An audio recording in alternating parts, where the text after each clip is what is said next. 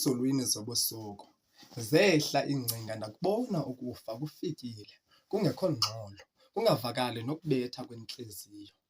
Umphefumlo wakhe kuthuleke cwaka.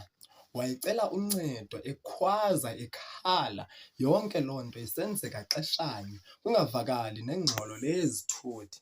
Xa ungusazi akho namnye umntu onakukunceda, sube kunguwe kuphela neengcinga ezoyikekayo ngaphakathi kuwe nakule ndawo ukuyo. Kwelo xesha ndandicinga ngokufa kuphela. Kuyo yonke loo nto ndawubona umphefumlo wam uphela, kwaye kusukela ngoko yonke into yasebenza njengephupha.